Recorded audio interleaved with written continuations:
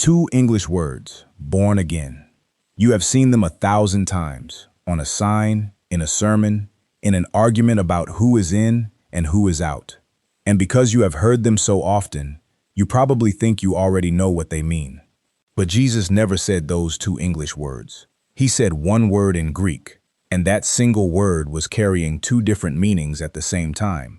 One you have heard your whole life, and one that quietly falls out the moment you translate it.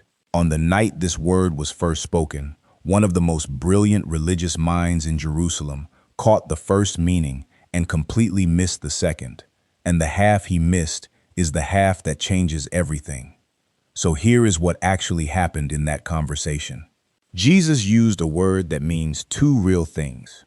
The man in front of him picked the meaning closest to the ground, the ordinary, obvious one, and got stuck on it so hard he ended up asking whether a grown adult could crawl back into his mother and be born a second time. It sounds like a strange question. It was actually a very human mistake, and it is almost the same mistake we make every time we say the phrase. Because the meaning he grabbed puts the whole weight of your life on your own shoulders. The meaning he missed takes that weight off. One word, two doors. And which one you walk through decides whether faith feels like a burden you carry or a gift you were handed. Let's find the word, and then let's find the half that got left behind. The word is anōthen. Jesus says it to a visitor who has come to see him after dark. Unless someone is born anōthen, he cannot see the kingdom of God. And everything hangs on the fact that anōthen is not a word with one clean meaning.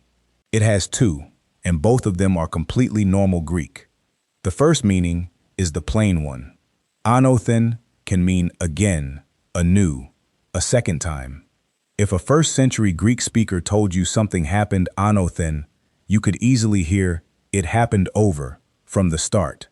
Nothing odd about that. It is the meaning that sits right on the surface. The second meaning lives underneath, and you find it by taking the word apart. At its root is anō, which simply means above or upward. Attached to that root is a small ending that signals motion coming from a place. Put those pieces together, and the most literal sense of the word is from above, from a higher place, from the top, coming down.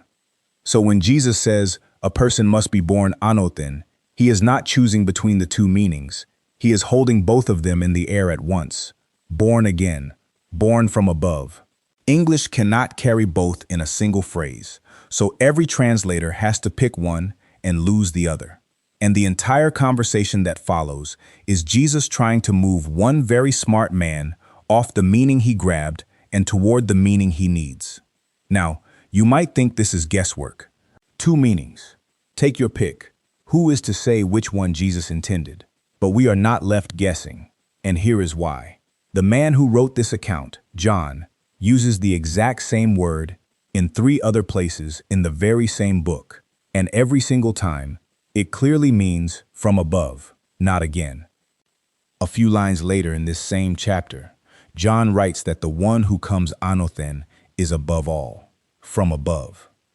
At the trial, when Jesus stands in front of the Roman governor, Pilate is told he would have no authority at all unless it had been given to him anōthen, from above.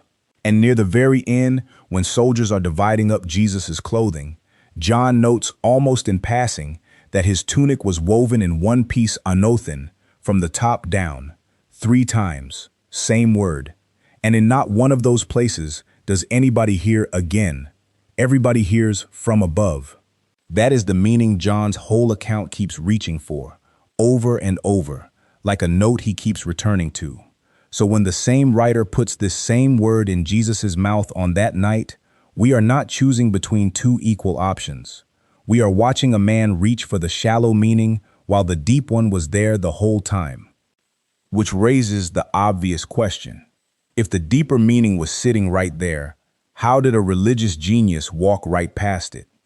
His name was Nicodemus, and John tells us 3 quick things about him, each one loaded. He was a Pharisee, and forget the cartoon villain you may have in your head. The Pharisees were the ones who took God most seriously, who studied the law of Moses down to its smallest detail and organized their entire lives around obeying it. If you wanted the most devoted believers in Jerusalem, you looked here. Nicodemus was among the best of them. Second, he was a ruler of the Jews, which means he held a seat on the Sanhedrin, the council of 70 men that served as the supreme court of the nation. He was not a curious face in the crowd. He was an insider at the very top. Third, he came at night, and in John's account, night is never just the time on a clock. All through the book, darkness marks the people who do not yet see.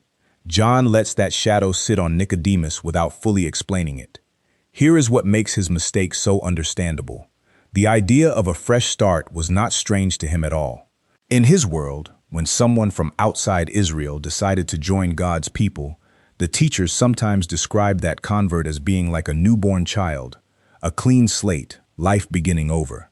So Nicodemus already had a category for born again. He had used it his whole career. The shock was not the concept. The shock was the target. Because Jesus was not aiming this at some outsider who needed to come in. He was aiming it at the ultimate insider, a teacher of Israel, a man at the center of the religious world, and telling him that he too needed to be born. The man who had spent his life on the inside was being told he stood exactly where the outsiders stood. That is what knocked the wind out of the room. Now watch closely, because right here is the piece almost everyone races past, including the version of this story you have probably heard before. When Jesus first says it, he does not only say, born from above. He says something fuller. Unless a person is born of water and the Spirit, he cannot enter the kingdom of God. Water and the Spirit. And a moment later he adds a line that sounds almost like a gentle scolding. Are you the teacher of Israel, and yet you do not understand these things? Notice that little word, the teacher. Not a teacher, the definite article. Jesus is saying, in effect, you are not just any instructor. You are one of the recognized teachers of the nation, and this should not be news to you. Why should it not have been news? Because centuries earlier, the prophet Ezekiel had already said it. Speaking for God, Ezekiel wrote, I will sprinkle clean water on you, and you will be clean. I will give you a new heart, and put a new spirit within you, and I will put my spirit in you. Water and spirit, a new heart handed to you from outside. That is not an idea Jesus is inventing in the dark. It is an ancient promise Nicodemus had almost certainly read many times. Jesus is not asking him to grasp something brand new. He is asking him to finally believe something he already had, that the deep change a person needs was always going to be God's gift, sprinkled and breathed in from above, not a project the person completes on their own. The teacher had the text. He had just never let it land on himself. So look at the gap between the two meanings, because it is enormous, and everything you feel about your own faith is sitting inside that gap. Born again puts the emphasis on the second try. It sounds like something you do. You made a mess of the first attempt, so now you get another run at it. Turn over a new leaf, reset the counter, push harder this time, and maybe it works. And if that is all the new birth is, then the entire thing rests on you. You are the one who has to do better, and whether it succeeds comes down to how hard you strain. Born from above puts the weight somewhere else completely. It says, this life arrives from outside you, from a higher place, from God. And the second you frame it that way, one quiet fact lands with real force. Nobody gives birth to themselves. Sit with that for a moment, because it is the center of everything. You contributed nothing to your first birth. You did not plan it, earn it, or choose the day. You did not talk anyone into it. You simply received life from someone else, carried into the world by a power that was not yours. Jesus is saying the second birth works the same way. It is not self-improvement with the volume turned up. It is not obedience running a little faster. It is something done to you, for you, from above. And that is exactly why he aimed it at this man. Here was someone who had done everything right, the strictest group, the highest counsel, a lifetime of careful, costly obedience. If anyone could earn his way in by sheer effort, it was him. And Jesus looks at the very best of the best and tells him, kindly, but without softening it, that none of it can do the one thing that matters. Not because the obedience was fake, it was real, and it was good. It simply was never able to give a dead heart new life. A little later, Jesus makes the same point even plainer. What is born of the flesh is flesh, and what is born of the spirit is spirit. Human effort produces more human effort. It cannot produce the thing it does not have. Only the Spirit can do that, and the Spirit comes from somewhere you don't. Then Jesus points at the night itself. There is a breeze moving through the dark around them, and he uses it. The wind blows where it wishes, he says. You hear the sound of it, but you cannot tell where it comes from or where it is going. So it is with everyone born of the Spirit. And here the Greek does something English can only watch from the outside. One word, pneuma, means both wind and spirit. So when Jesus talks about the breeze and the spirit in the same breath, he is not switching topics. He is pointing at one word doing double duty, the way anōthen did. Look at the wind, he is saying. You cannot see it. You cannot start it or stop it or command it to come. You cannot trace where it began. And yet you are certain it is real because you feel it and you watch what it moves. That is the new birth. You do not manufacture it any more than you manufacture the weather. It comes on its own terms, in its own time, and you know it by what it leaves behind. But be careful here, because this is exactly the kind of teaching that gets twisted. None of this means the change is foggy, or that you can never be sure of anything, or that you just drift along hoping to feel something. Jesus is not being mysterious for its own sake. He is guarding one specific truth, that the source of your new life is God, not your own straining. The air is invisible, but the branches bending are not. A life truly born from above shows up in things you can actually see, in what a person starts to want, what they start to love, a heart that begins to lean toward God where it used to lean away. The point was never, you can't know. The point is where the credit goes. It goes upward, to the one who sent the wind, which leaves one honest question. If this life comes from above, and you cannot climb up to get it, then how does it ever reach you down here? Jesus answers with a picture Nicodemus knew by heart from his own scriptures. Long ago, out in the desert, the people of Israel were dying from a plague of venomous snakes. God told Moses to make a serpent out of bronze and lift it high on a pole, and anyone who simply looked at it would live. They did not have to reach it. They did not have to earn it. A dying person only had to turn their head and look, and they were healed.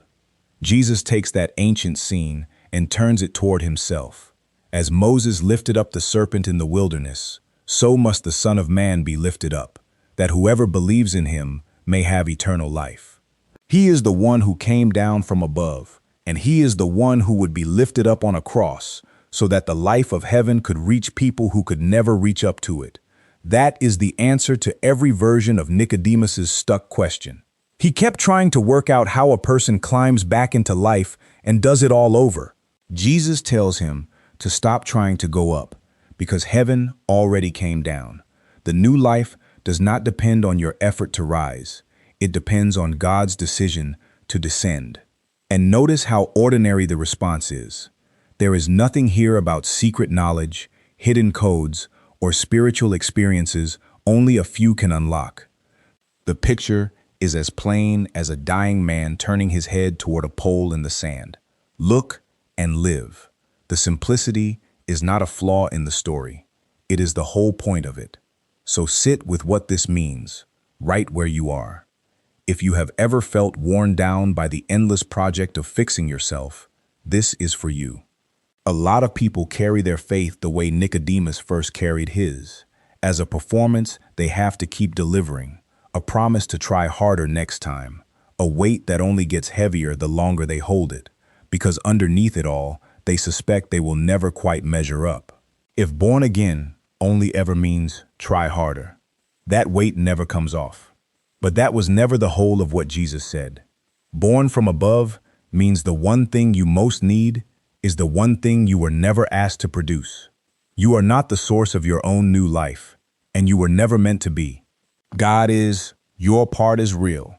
The dying man still has to turn and look, and looking matters. But the power was never coming from inside you. And honestly, what a relief that is when it finally sinks in. The pressure to save yourself can come off your back, because saving you was always God's to carry. And that quietly heals something a lot of us carry without naming it. If your standing with God depended on how well you performed, then every bad day would be a threat, and part of you would always be afraid you were one mistake from being dropped. But a child does not earn its place in the family by being born impressively. It belongs simply because it was born at all. The love came first. The life from above works the same way. You are not auditioning for a place. You have been given one. And there is a quiet ending to Nicodemus that is worth knowing. He shows up 2 more times in John's account, and you can watch him move.